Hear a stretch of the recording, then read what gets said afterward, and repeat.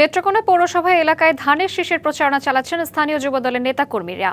এই বিষয়ে আরো জানাতে যুক্ত হচ্ছেন সহকর্মী রাকিবুল ইসলাম লিমন। লিমন, কেমন দেখছেন প্রচারণার কার্যক্রম, বিস্তারিত জানাবেন।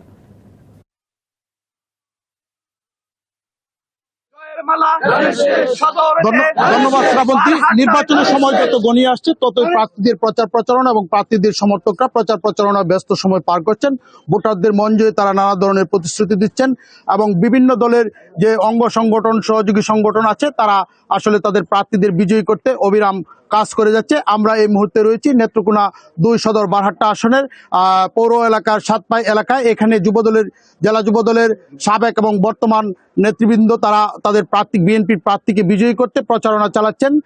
আমরা এই মুহূর্তে কথা বলবো জেলা যুবদলের সাবেক সাংগঠনিক সম্পাদক হাসনাত হাসান সৈকত। আচ্ছা, আসলে আপনারা আপনাদের প্রার্থীকে বিজয়ী করতে কি ধরনের কার্যক্রম করছেন এবং ভোটারদেরকে কি ধরনের প্রতিশ্রুতি দিচ্ছেন? শিয়া বাটার ও ভিটামিন ই সমৃদ্ধ লিলি বিউটি সোপ, তারুণ্যময় উজ্জ্বল ত্বকের জন্য। রিমার্ক। আমরা আপনার নেত্রকোনা জেলায় 5টা আসন, তার মধ্যে 10টা পৌরসভা, 5টা পৌরসভা এবং 10টা উপজেলা। এখানে 86টি ইউনিট রয়েছে।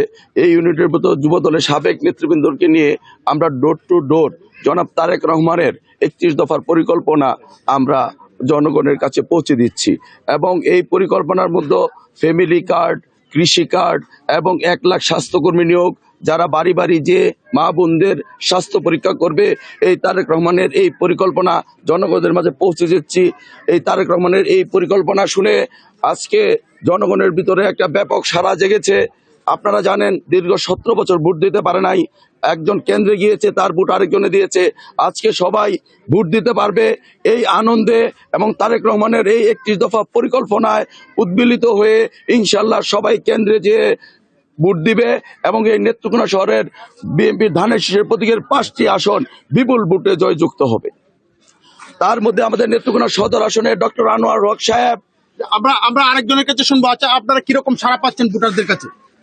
আমরা নেত্রকোনায় 5টি আসনে 10টি উপজেলায় 5টি পৌরসভা এবং 86টি ইউনিট আছে। আমাদের জেলা যুবদলের পক্ষে সাবেক নেতারা, আমরা সব ইউনিটের নেতারা 10টি আসনে আমরা 5টি আসনে শুনছিলেন এখানে যুবদলের নেতাকর্মীরা তারা তাদের বিএনপি প্রার্থীকে বিজয়ী করতে প্রচার প্রচারণা চালাচ্ছেন এবং তারা বলছেন যে আগামী দিনে নেত্রকোনার 5টি আসনে বিএনপি প্রার্থীরা ব্যাপক ভোটে বিজয়ী হবে এবং এই লক্ষ্যে তারা কাজ করছেন এবং ভোটারদের কাছ থেকে তারা ব্যাপক সাড়া পেয়েছেন।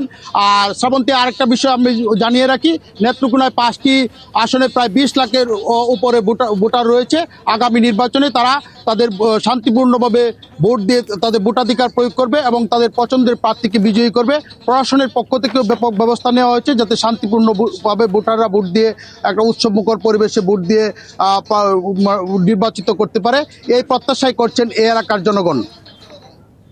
লিমন, আপনাকে ধন্যবাদ।